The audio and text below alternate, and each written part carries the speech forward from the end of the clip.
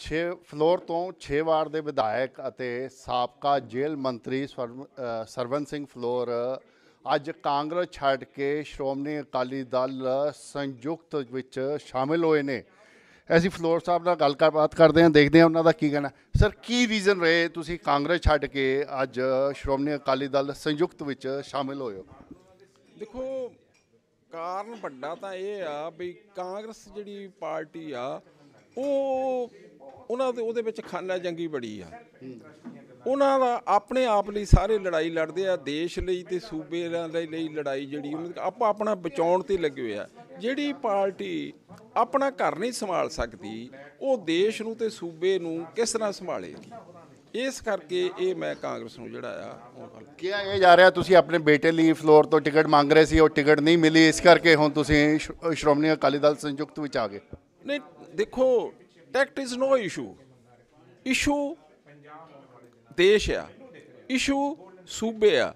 ਹੁਣ ਜਦੋਂ ਉਹ ਟਿਕਟਾਂ ਟੁਕਟਾਂ ਦੀ ਤਾਂ ਹੁਣ ਜੇ ਦੇਸ਼ ਜਿਹੜਾ ਆ ਉਹ ਪਿੱਛੇ ਜਾ ਰਿਹਾ ਹੋਵੇ ਇਹਨਾਂ ਦੇ ਕਾਰਨ ਉਹਦੀ ਇਹਨਾਂ ਦੀ ਸੋਚ ਨਾ ਹੋਵੇ, ਸੂਬੇ ਦੀ ਪ੍ਰਤੀ ਇਹਨਾਂ ਦੀ ਸੋਚ ਨਾ ਹੋਵੇ, ਤੇ ਉਹਦੇ ਤੋਂ ਆਪਾਂ ਕੀ ਆਸ ਰੱਖ ਸਕਦੇ ਆ? ਜਿਹੜਾ ਘਰ 'ਚ ਲੜਾਈ ਲੜੀ ਜਾਂਦੇ ਆ ਉਹ ਤੋਂ ਦੇਸ਼ ਦੀ ਭਲੇ ਦੀ ਕੀ ਸੋਚ ਸਕਦੇ ਆ, ਸੂਬੇ ਦੇ ਭਲੇ ਦੀ ਕੀ ਸੋਚ ਸਕਦੇ ਆ? ਜਦੋਂ ਕਾਂਗਰਸ ਨੇ ਫਲੋਰ ਦੀ ਟਿਕਟ ਬਿਕਰਮਜੀਤ ਸਿੰਘ ਚੌਧਰੀ ਨੂੰ ਦੇਤੀ, ਫਿਰ ਤੁਹਾਨੂੰ ਯਾਦ ਆਇਆ? ਉਸ ਤੋਂ ਪਹਿਲੇ ਤੁਹਾਨੂੰ ਯਾਦ ਹੀ ਨਹੀਂ ਆਇਆ ਵੀ ਕਾਂਗਰਸ ਵੀ ਛੱਡੀ ਜਾ ਸਕਦੀ ਹੈ? ਨਹੀਂ, ਜਦੋਂ ਹੁਣ ਛੱਡੀ ਜਾ ਸਕਦੀ ਠੀਕ ਹੈ ਵੀ ਹੁਣ, ਪਰ ਜਦੋਂ ਇੱਧਰ ਨੂੰ ਤੁਰੇ ਹੀ ਨਹੀਂ। ਚਲੋ ਜੇ ਟਿਕਟ ਦੀ ਉਹਦੀ ਵੀ ਗੱਲ ਕਰ ਲਓ, ਬਿਕਰਮ ਦੀ, ਉਹ ਵੀ ਉਹਨਾਂ ਦੇ ਜਿਹੜੇ ਫੈਸਲੇ ਆ ਟਿਕਟ ਦੇਣ ਦੇ ਕਿਸ ਹਿਸਾਬ ਨਾਲ ਕਰਦੇ ਆ। ਨਹੀਂ ਤਾਂ ਪਾਰਟੀ ਨੂੰ ਤਕੜਾ ਕਰਨ ਦੇ ਲਈ, ਪਾਰਟੀ ਨੂੰ ਤਕੜਾ ਕਰਨ ਲਈ ਦੇਖ ਸੋਚ ਕੇ ਫੈਸਲੇ ਕੀਤੇ ਜਾਂਦੇ ਆ। ਹੁਣ ਜਿਹੜਾ ਲਗਾਤਾਰ 3 ਵਾਰੀ ਹਾਰ ਗਿਆ, ਪਾਰਲੀਮੈਂਟ ਦੀ ਮੈਂਬਰੀ ਸਿਰਫ ਇੱਕ ਸੈਗਮੈਂਟ 'ਚੋਂ ਜਿੱਤੇ ਆ, 9 'ਚੋਂ, ਤੇ ਫਲੋਰ ਜਿਹੜਾ ਉੱਥੇ ਜਿੱਥੇ ਉਹ ਲੜਦੇ ਆ 20 ਸਾਲਾਂ ਤੋਂ, ਉਹਦੇ 'ਚ 900 ਤੇ ਸਿਰਫ ਜਿੱਤੇ ਆ। ਤੇ ਇਸ ਕਰਕੇ ਟਿਕਟਾਂ ਦੀ ਵੀ ਵੰਡ ਜਿਹੜੀ ਆ ਨਾ ਉਹ ਵੀ ਕੋਈ ਮੈਰਿਟ ਤੇ ਨਹੀਂ। ਇਸੇ ਕਰਕੇ ਹੁਣ ਕਾਂਗਰਸ ਨੂੰ ਛੱਡ ਕੇ ਹੋਰ ਵੀ ਬਹੁਤ ਜਾ ਰਹੇ ਆ। ਪਰ ਅਸਲ ਮਸਲਾ ਜਿਹੜਾ ਆ, ਜੇ ਦੇਸ਼ ਨੂੰ ਬਚਾਉਣਾ, ਜੇ ਸੂਬੇ ਨੂੰ ਬਚਾਉਣਾ, ਜੇ ਸੂਬੇ ਦੇ ਹਿੱਤਾਂ ਨੂੰ ਬਚਾਉਣਾ, ਤੇ ਇਸ ਤੋਂ ਬਿਨਾਂ ਹੋਰ ਕੋਈ ਅਲਟਰਨੇਟਿਵ ਨਹੀਂ। ਜਦੋਂ ਤੁਸੀਂ ਸ਼੍ਰੋਮਣੀ ਅਕਾਲੀ ਦਲ ਛੱਡ ਕੇ ਕਾਂਗਰਸ 'ਚ ਗਏ, ਉਸ ਟਾਈਮ ਵੀ ਤੁਹਾਨੂੰ ਟਿਕਟ ਨਹੀਂ ਮਿਲੀ?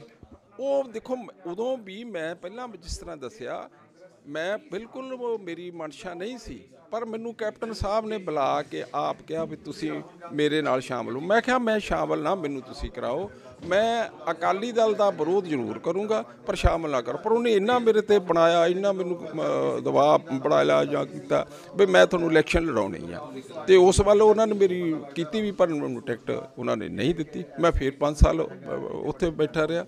ਤੇ ਇਸ ਕਰਕੇ ਹੁਣ ਜਿਹੜੀਆਂ ਇਹ ਚੋਣਾਂ, ਉਹਦੇ 'ਚ ਦੇਸ਼ ਦਾ ਭਵਿੱਖ ਤੇ ਸੂਬੇ ਦਾ ਭਵਿੱਖ ਜਿਹੜਾ ਆ ਉਹ ਇਹਨਾਂ ਦੇ ਹੱਥਾਂ 'ਚ, ਢੀਂਡਸਾ ਸਾਹਿਬ ਤੇ ਬੀਜੇਪੀ ਦੇ ਹੱਥਾਂ 'ਚ ਇਹ ਸੁਰੱਖਿਅਤ ਹੋ ਸਕਦਾ।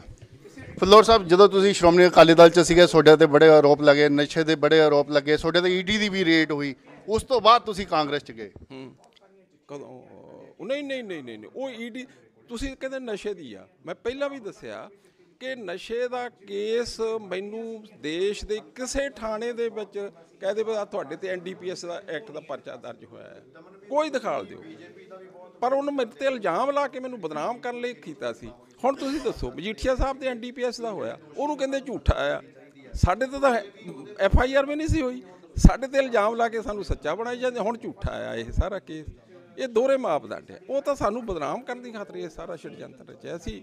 ਜਿਹੜੀ ਈਡੀ ਦੀ ਗੱਲ ਆ, ਈਡੀ ਦਾ ਵੀ ਇਹ ਕੋਈ ਇਹਨਾਂ ਦੀ ਭਾਈਵਾਲੀ ਸੀ ਬੀਜੇਪੀ ਨਾਲ ਉਸ ਵੇਲੇ, ਤੇ ਇਹਨਾਂ ਨੇ ਰਲ ਕੇ ਸਾਡੇ ਤੇ ਦਬਾਅ ਉੱਥੇ ਪਾ ਕੇ ਸਾਡੇ ਤੇ ਈਡੀ ਦਾ ਵੀ ਕਰਾਇਆ। ਉਹ ਵੀ ਕਿਸੇ ਜਿੰਨੇ ਅਕਿਊਜ਼ਡ, ਸਾਡਾ ਕਿਸੇ ਨੇ ਵੀ ਸਾਡੇ ਖਿਲਾਫ ਕੋਈ ਸਟੇਟਮੈਂਟ ਨਹੀਂ ਦਿੱਤੀ। ਈਡੀ ਦੇ ਸਟੇਟਮੈਂਟ 'ਚ ਵੀ ਪੁਲਿਸ ਥਾਣਿਆਂ ਵਿੱਚ ਪੁਲਿਸ ਵਾਲਿਆਂ ਨੇ ਵੀ ਜ਼ੋਰ ਲਾਇਆ ਵੀ ਕੋਈ ਨਾ ਕੋਈ ਸਾਡੇ ਖਿਲਾਫ ਆਵੇ ਤਾਂ ਅਸੀਂ ਇਹਨਾਂ ਤੇ ਪਰਚਾ ਕਰੀਏ, ਨਹੀਂ ਕਰ ਸਕੇ ਕਿਉਂਕਿ ਝੂਠ ਸੀ। ਆ ਜੇ ਹੁਣ ਇੱਧਰ ਇਹਨਾਂ ਤੇ ਸਾਰੇ ਅਕਿਊਜ਼ਡ ਨੇ ਵੀ ਬਿਆਨ ਦਿੱਤੇ, ਉਹਨਾਂ ਦੇ ਆਧਾਰ ਤੇ ਜੇ ਪਰਚਾ ਮਜੀਠੀਏ ਤੇ ਹੋਇਆ ਤੇ ਉਹਨੂੰ ਝੂਠਾ ਬਣਾਈ ਜਾਂਦੇ ਆ। ਫਲੋਰ ਜੀ, ਮੈਨੂੰ ਗੱਲ ਸਮਝ ਨਹੀਂ ਆਉਂਦੀ, ਜਦੋਂ ਤੁਸੀਂ ਸ਼੍ਰੋਮਣੀ ਅਕਾਲੀ ਦਲ 'ਚ ਸੀਗੇ, ਉਹ ਕਿਉਂ ਤੁਹਾਨੂੰ ਬਦਨਾਮ ਕਰਨਗੇ? ਤੁਸੀਂ ਤਾਂ ਬੜੇ ਸੀਨੀਅਰ ਲੀਡਰ ਸੀਗੇ, ਤੁਸੀਂ ਮੰਤਰੀ ਰਹੇ ਹੋ, 6 ਵਾਰ ਦੇ ਤੁਸੀਂ ਵਿਧਾਇਕ ਹੋ, ਛੋਟੀ ਪਾਰਟੀ ਤੁਹਾਨੂੰ ਕਿਉਂ ਬਦਨਾਮ ਕਰੇਗੀ? ਇਸੇ ਕਰਕੇ ਕਿਉਂਕਿ ਤੁਸੀਂ ਗੱਲ ਵੀ ਸੀਨੀਅਰ ਸੀ, ਉਹ ਫਿਰ ਹੁਣ ਸੀਨੀਅਰ ਨੂੰ ਨਾ ਤੇ ਟੋਲਰੇਟ ਨਹੀਂ ਹੋ ਸਕੀ ਸੀਨੀਅਰਟੀ। ਮੇਰੀ ਸੀਨੀਅਰਟੀ ਜਿਹੜੀ ਆ ਮੇਰੇ ਲਈ ਕ੍ਰਾਈਮ ਬਣੀ ਆ। ਵੀ ਇਹ ਸਾਡੇ ਬਰਾਬਰ ਆ ਗਿਆ। ਮੇਰੀ ਚੇਅਰ ਹਾਲੇ ਮੁੱਖ ਮੰਤਰੀ ਦੇ, ਮੈਂ ਕੋਈ ਕਲੇਮ ਨਹੀਂ ਸੀ ਕਰਦਾ ਮੁੱਖ ਮੰਤਰੀ ਦਾ ਜਾਂ ਡਿਪਟੀ ਮੁੱਖ ਮੰਤਰੀ ਦਾ, ਚੇਅਰ ਮੇਰੀ ਸੀਨੀਅਰਟੀ ਨਾਲ ਜ਼ਰੂਰ ਲੱਗੇ ਸੀ, ਪਰ ਉਹਨਾਂ 'ਤੇ ਟੋਲਰੇਟ ਨਹੀਂ ਹੋਈ। ਫਿਰ ਮੈਨੂੰ ਉਹਨਾਂ ਨੇ ਇਸੇ ਕਰਕੇ ਮੈਨੂੰ 12 ਦੇ ਵਿੱਚ ਫਲੋਰ ਮੇਰਾ ਜੱਦੀ ਘਰ, ਜਿੱਥੋਂ ਮੈਂ ਲਗਾਤਾਰ ਜਿੱਤਦਾ ਰਿਹਾ, ਮੈਨੂੰ ਕਰਤਾਰਪੁਰ ਭੇਜ ਦਿੱਤਾ ਵੀ ਉੱਥੇ ਹਾਰ ਜਾਊਗਾ ਜਾ ਕੇ, ਪਰ ਮੈਂ ਉੱਥੋਂ ਵੀ ਜਿੱਤ ਗਿਆ। ਉਹ ਟੋਲਰੇਟ ਫਿਰ ਆਹ ਛੜਯੰਤਰ ਸਾਰਾ ਰਚ ਕੇ ਮੈਨੂੰ ਬਦਨਾਮ ਕਰਨ ਦੀ ਖਾਤਰ ਇਹਨਾਂ ਨੇ ਕੀਤਾ।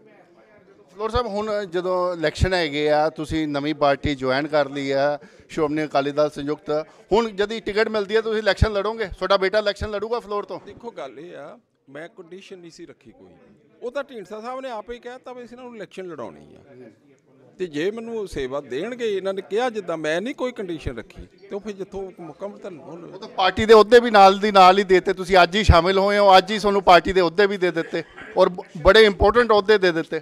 ਚਲੋ ਉਹ ਢੀਂਡਸਾ ਸਾਹਿਬ ਦਾ ਧੰਨਵਾਦ ਆ, ਕਿਉਂਕਿ ਅਸੀਂ ਅੱਜ ਦੇ ਨਹੀਂ, ਇਹ 72 'ਚ ਆਏ ਸੀ, ਮੈਂ 77 'ਚ ਆਇਆ ਸੀ। ਜਿਸ ਤਰ੍ਹਾਂ ਉਹ ਦੱਸ ਕੇ ਅਸੀਂ ਰਲ ਕੇ ਪੰਜਾਬ ਲਈ, ਪੰਥ ਲਈ ਬਹੁਤ ਕੰਮ ਕੀਤਾ, ਬਹੁਤ ਵੱਡਾ ਕੰਮ ਕੀਤਾ, ਤੇ ਅਸੀਂ ਪੁਰਾਣੇ ਵਾਕਫ ਸੀ ਮੇਰੇ ਕੰਮ ਤੋਂ, ਤੇ ਉਹਨਾਂ ਦਾ ਧੰਨਵਾਦ ਹੈ ਜਿਹਨਾਂ ਨੇ ਸਾਨੂੰ ਇਹ ਨਵਾਜਿਆ, ਇਹ ਅਹੁਦੇ ਦੇ ਕੇ ਨਵਾਜਿਆ, ਬਹੁਤ ਧੰਨਵਾਦ। ਸਾਡੇ ਨਾਲ ਦਮਨਵੀਰ ਸਿੰਘ ਵੀ ਹੈ, ਜਿਹੜੇ ਕਿ ਫਲੋਰ ਸਾਹਿਬ ਦੇ ਬੇਟੇ ਨੇ, ਉਹਨਾਂ ਨਾਲ ਵੀ ਗੱਲਬਾਤ ਕਰਦੇ ਹਾਂ, ਦੇਖਦੇ ਹਾਂ ਉਹਨਾਂ ਦਾ ਕੀ ਕਹਿਣਾ ਹੈ। ਉਹ ਇਲੈਕਸ਼ਨ ਲੜਨਾ ਚਾਹੁੰਦੇ ਆ ਫਲੋਰ ਤੋਂ, ਤੇ ਦੇਖਦੇ ਹਾਂ ਉਹਨਾਂ ਦਾ ਇਸ ਬਾਰੇ, ਕਿਉਂਕਿ ਫਲੋਰ ਸਾਹਿਬ 6 ਵਾਰ ਦੇ ਵਿਧਾਇਕ ਨੇ ਔਰ ਜੇਲ੍ਹ ਮੰਤਰੀ ਰਹੇ ਨੇ। ਫਲੋਰ ਸਾਹਿਬ ਬੜੇ ਸੀਨੀਅਰ ਲੀਡਰ ਹੈ ਔਰ ਸ਼੍ਰੋਮਣੀ ਅਕਾਲੀ ਦਲ ਛੱਡ ਕੇ ਕਾਂਗਰਸ ਵਿੱਚ ਜੁਆਇਨ ਕੀਤੀ ਸੀ, ਕਾਂਗਰਸ ਛੱਡ ਕੇ ਇਹਨਾਂ ਨੇ ਹੁਣ ਸ਼੍ਰੋਮਣੀ ਅਕਾਲੀ ਦਲ ਸੰਯੁਕਤ ਜਿਹੜਾ ਹੈ ਉਹ ਜੁਆਇਨ ਕਰ ਦਿੱਤਾ। ਔਰ ਫਲੋਰ ਸਾਹਿਬ ਦਾ ਕਹਿਣਾ ਹੈ ਕਿ ਉਹ ਟਿਕਟ ਦੀ ਦੌੜ ਵਿੱਚ ਨਹੀਂ ਸੀਗੇ, ਪਰ ਅੱਜ ਢੀਂਡਸਾ ਸਾਹਿਬ ਨੇ ਕਿਉਂਕਿ ਉਹਨਾਂ ਨੂੰ ਕਹਿ ਦਿੱਤਾ, ਉਹਨਾਂ ਨੂੰ ਆਸ਼ਵਾਸਨ ਦਿੱਤਾ ਔਰ ਕਿਹਾ ਕਿ ਉਹ ਫਲੋਰ ਤੋਂ ਉਹਨਾਂ ਨੂੰ ਇਲੈਕਸ਼ਨ ਲੜਾਉਣਾ ਚਾਹੁੰਦੇ ਆ।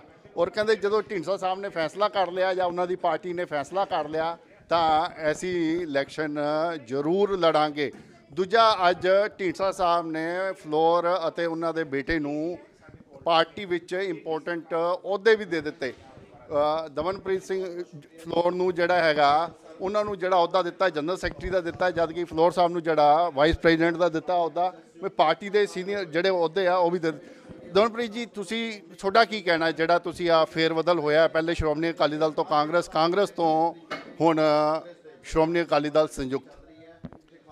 ਦੇਖੋ, ਕਾਂਗਰਸ ਦੇ ਵਿੱਚ ਜਦੋਂ ਅਸੀਂ ਗਏ ਸੀ, ਸਾਡੇ ਕੋਲੇ ਪਲੇਟਫਾਰਮ ਨਹੀਂ ਸੀ ਸ਼੍ਰੋਮਣੀ ਅਕਾਲੀ ਦਲ ਸੰਯੁਕਤ ਦਾ। ਅਸੀਂ ਸ਼ੁਰੂ ਤੋਂ ਅਕਾਲੀ ਪਰਿਵਾਰ ਹੈ, ਮੇਰਾ ਜਨਮ ਵੀ ਅਕਾਲੀ ਦਲ ਦੇ ਵਿੱਚ ਹੋਇਆ, ਸਾਡੀ ਨੀਤੀਆਂ ਹਮੇਸ਼ਾ ਅਕਾਲੀ ਦਲ ਦੇ ਨਾਲ ਮੇਲ ਖਾਂਦੀਆਂ ਸੀ। ਉਸ ਸਮੇਂ ਵੀ ਸਾਡੇ ਨਾਲ ਗੱਲ ਕੀਤੀ ਸੀ ਕੈਪਟਨ ਅਮਰਿੰਦਰ ਸਿੰਘ ਸਾਹਿਬ ਨੇ, ਉਹ ਵੀ ਕਿਸੇ ਸਮੇਂ ਅਕਾਲੀ ਦਲ 'ਚ ਸੀਗੇ।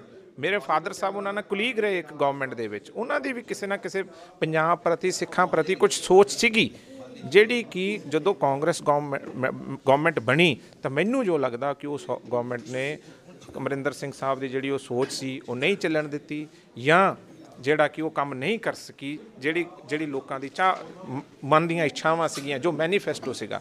ਇਸ ਕਰਕੇ ਅਸੀਂ ਜਿਹੜਾ ਸ਼੍ਰੋਮਣੀ ਅਕਾਲੀ ਦਲ ਸੰਯੁਕਤ, ਜਿਹੜੀ ਕਿ ਸਾਡੀ ਆਪਣੀ ਪਾਰਟੀ ਹੈ, ਪੰਜਾਬੀਆਂ ਦੀ ਮਾਂ ਪਾਰਟੀ ਹੈ, ਉਹਦੇ ਵਿੱਚ ਅੱਜ ਅਸੀਂ ਢੀਂਡਸਾ ਸਾਹਿਬ ਦੀ ਅਗਵਾਈ ਦੇ ਵਿੱਚ ਜਿਹੜਾ ਅੱਜ ਸ਼ਾਮਿਲ ਹੋਏ।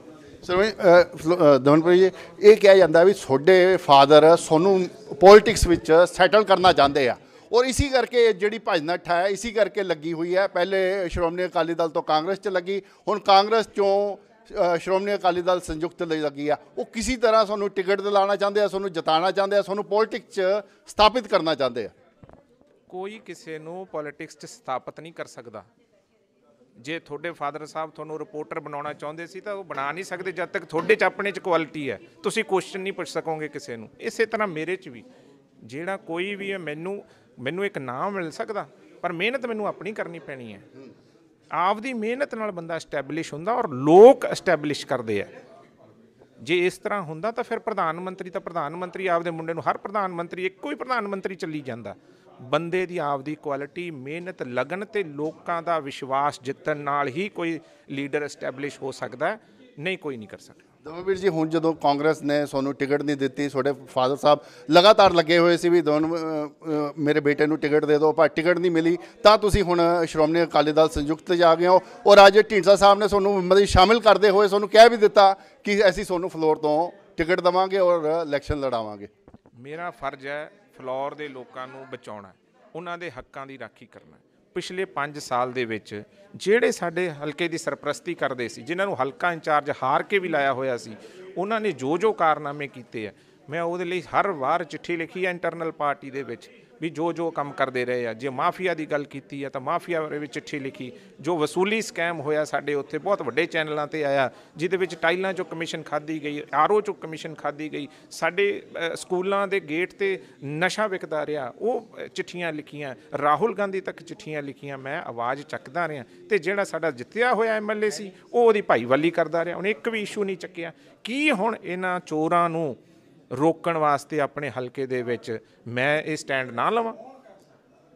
ਰਾਜ ਬਿਨਾਂ ਨਾ ਧਰਮ ਚਲੇ ਹੈ, ਧਰਮ ਬਿਨਾਂ ਸਭ ਦਲੇ ਮਲੇ ਹੈ। ਰਾਜ ਵੀ ਜ਼ਰੂਰੀ ਹੈ। ਅੰਬੇਡਕਰ ਸਾਹਿਬ ਵੀ ਇਹ ਕਹਿੰਦੇ ਆ ਕਿ ਜੇ ਤੁਸੀਂ ਤੁਹਾਡੇ ਕੋਲੇ ਪੋਲੀਟੀਕਲ ਸ਼ਕਤੀ ਨਹੀਂ, ਤੁਸੀਂ ਆਪਣੇ ਸਮਾਜ ਦੀ ਸੇਵਾ ਨਹੀਂ ਕਰ ਸਕਦੇ। ਇਸ ਕਰਕੇ ਪੋਲੀਟੀਕਲ ਸ਼ਕਤੀ ਵੀ ਜ਼ਰੂਰੀ ਹੈ।